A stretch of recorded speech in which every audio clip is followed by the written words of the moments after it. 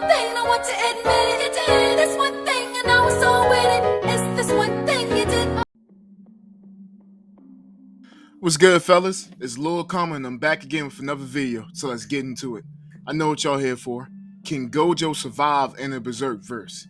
Seeing how Gojo's the top dog in Jujutsu Kaisen, for the most part, second top. I mean, he's always going to be the best in my favorite, in my heart, in my opinion. I feel like he's stronger than Sukuna, but I'm not even going to get into that. But the main thing is, can Gojo survive in a Berserk verse? Let's get this shit answered today. Let's do it. Okay, so before we get started with anything, we have to first talk about Gojo's abilities. Now, if you're a Jujutsu Kaisen fan, you already know what this man can do. This dude's crazy. The shit he can do is just completely hacks in his own verse. Now, when you bring his abilities to other verses, that's when things kind of get a little shaky. But for the most part, Gojo is fucking solid. He has some solid ass abilities, so let's get into it.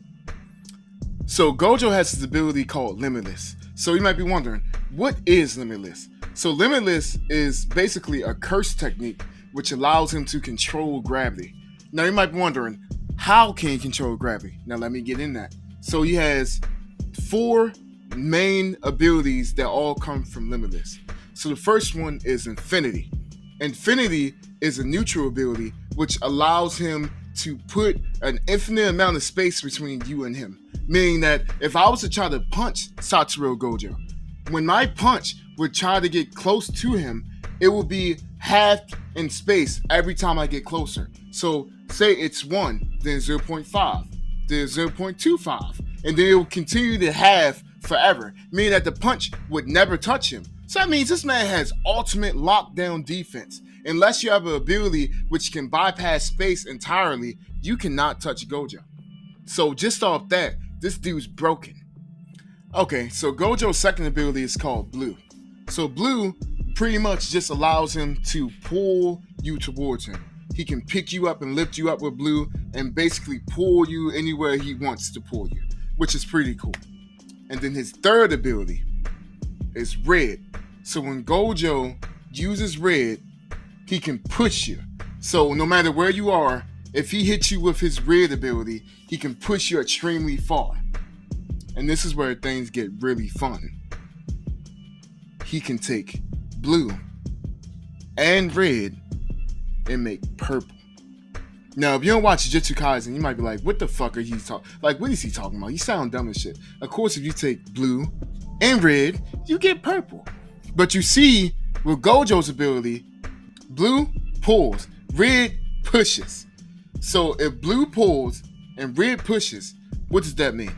If you were to combine the two, what the hell pushes and pulls at the same time? Nothing. So that means that purple, in its very essence, should not exist. Purple is an imaginary mass. And that's how you get hollow purple. So when he takes Blue, which pulls, Red, that pushes, and he combines them, he gets purple. And when he shoots his hollow purple ball off at somebody, it erases anything it touches, because purple should not exist. Now you might be wondering, damn, this man has a lot of cool ass abilities. Not only can he not be touched unless you have an ability to cut through reality, but he can push and pull you with great strength using his cursed ability, and he can erase you with hollow purple. How can you fight this man?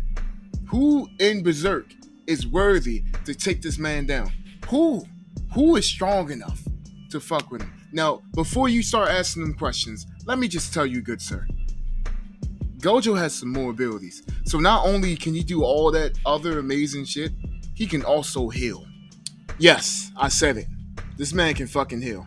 So not only can you not touch him to begin with, if you do touch him, and I mean if you do, you need to make sure that you hit a fatal blow. Because if it's a minor blow or something that may kill him, he can heal that shit. So unless you come in half, like Sukuna did, Gojo's just going to heal from it. So he can heal, and he can fly and move super fast, and he can strengthen all of his blows using curse energy. And on top of all those other abilities that I just named off and went over, Gojo has one last ability, and it's called Unlimited Void. When Gojo uses Unlimited Void, he releases a domain in which, if you are caught in his Unlimited Void domain, you are guaranteed to get hit by that attack. Now, you might be wondering, what is Unlimited Void? Unlimited Void is when Gojo sends so much information, an infinite amount of information towards your brain and your senses that you can't process it to the point where you cannot move. And when you can't move, your brain will literally be fried. And he can literally do whatever the hell he wants to do to you while you're in that state. And on top of that, all his stats are buffed too. Okay, so now that I've gotten all of Gojo's abilities out the way, we are all aware of what Gojo's capable of.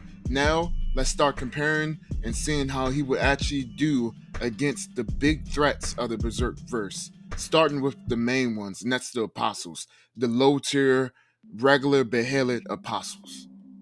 So when it comes to basic apostles, they will just get completely effed up by Gojo. Gojo's abilities completely outclasses your average apostle because he has control over gravity. And on top of that, your average apostle can't even touch Gojo. So how it would really go down with any basic apostle is that Gojo would just slide in and just F him up and then slide out.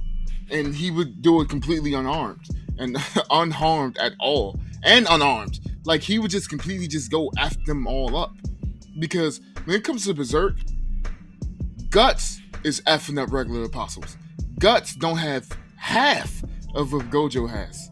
And Guts is doing a pretty goddamn good job at it. So if you were to just switch Guts with Gojo, it would be a complete slaughterhouse. It would be like the Eclipse on a daily basis. Like, and the only difference is that the apostles will be the ones getting sacrificed to the slaughter. That's how busted Gojo is. So when it comes to normal apostles, Nosferatu Zod, all the new Band of the Hawk, they completely get creamed by Gojo. It's not even funny. This shit's bad. In fact, the only apostle that will truly stand somewhat of a chance against Gojo is Ganishka, and let me tell you why. Ganishka has the ability to turn his body into a mist form, which means that the only way that you can actually hurt Ganishka is by using an attack that can affect the astral body. Now, I'm going to do some combining here. I'm going to say that a cursed spirit is a being made out of cursed energy, meaning that in a way, a cursed spirit has an astral body too. So if Gojo can exercise cursed spirits, we're using his cursed abilities and cursed energy. That will also mean that Gojo should have no problem attacking Ganishka's astral form, because your astral form, in essence, is just your soul. So Gojo shouldn't have a problem defeating Ganishka. But if you don't agree with me, I have another way that Gojo can actually take down Ganishka. So all Gojo realistically would have to do is he would have to just use his domain expansion to overload Ganishka's brain and then hit him with a hollow purple to finish the job, and that should kill Ganishka right there. That's only if you don't think that cursed energy cannot affect astral bodies. So now that we've gotten out of the way that Gojo completely eradicates your average apostle, he completely destroys them, he completely negates them, Now we gotta go to the big dogs. Now we gotta go to the guys that really be making moves in this verse.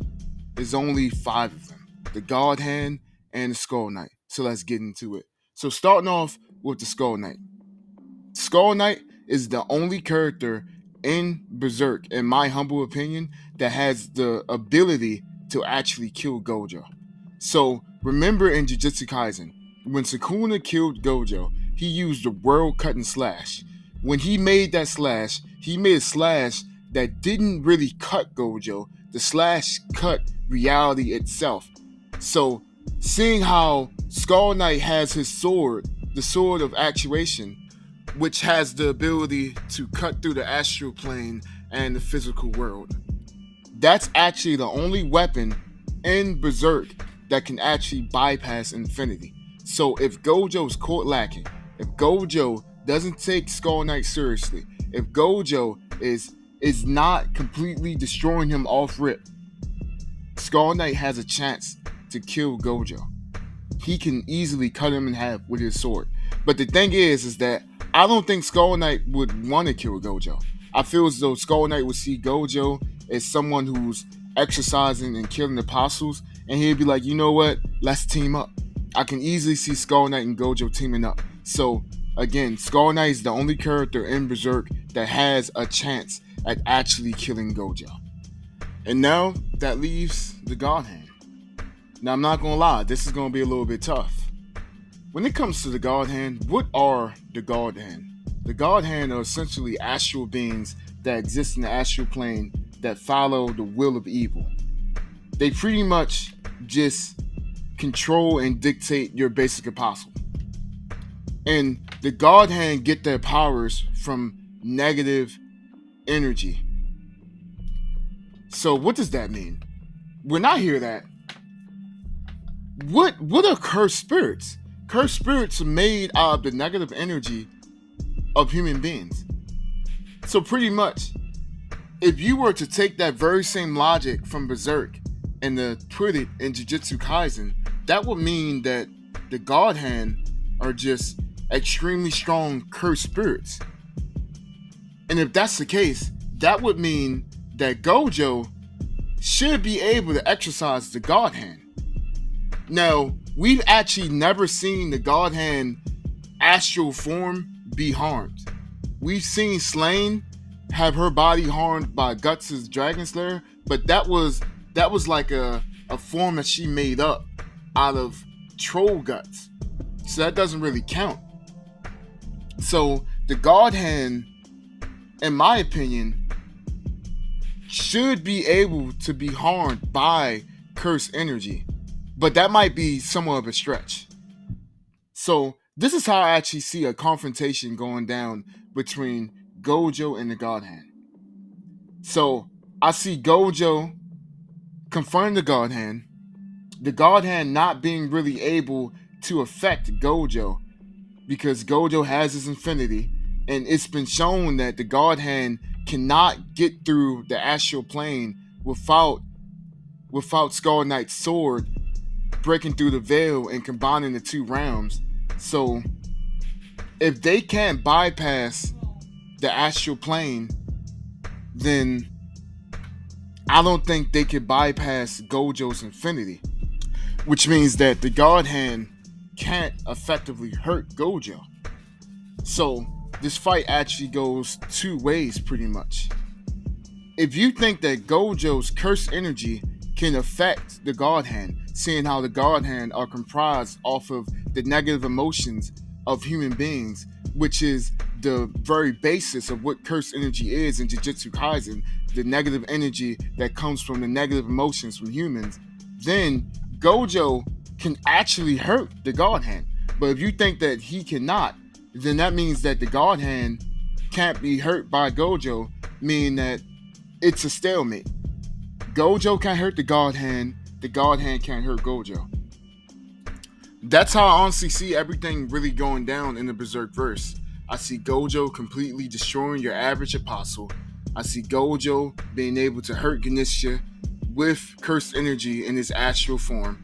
And I see the Skull Knight being able to hurt Gojo, but not really wanting to fight him, seeing how their goals would virtually align. And I see Gojo might not be able to actually hurt the God Hand, but who knows? Seeing how the God Hand comprised off of negative energy, he might be able to actually hurt them. But I don't know what it would really take to be able to kill the God Hand, seeing how in Berserk we've never actually seen them sustain really, really bad damage, or we've actually never seen a God Hand member be killed in Berserk. So it would be complete headcanon for me to say that Gojo would be able to kill them. So I'm not going to say that. But me personally, I think that Gojo would be able to affect the God Hand. Now, I'm not sure if he would be able to kill them, But I know one thing for sure is that no Godhand member can bypass infinity, seeing how they couldn't even escape the astral realm until the Skull Knight ripped through the veil. So thanks for watching. I appreciate it. This took some time because I really wanted to think this shit out, but it's done. And tell me what you think in the comments. You know, I'm not perfect. I'm human. I fuck up a lot. I make a lot of mistakes. Let me know if there's something that I didn't go over, and we can discuss that in the comments. But I appreciate you for watching to the end. You my dude, man. Thank you so much. Have a blessed day. Stay calm out here, guys. Peace.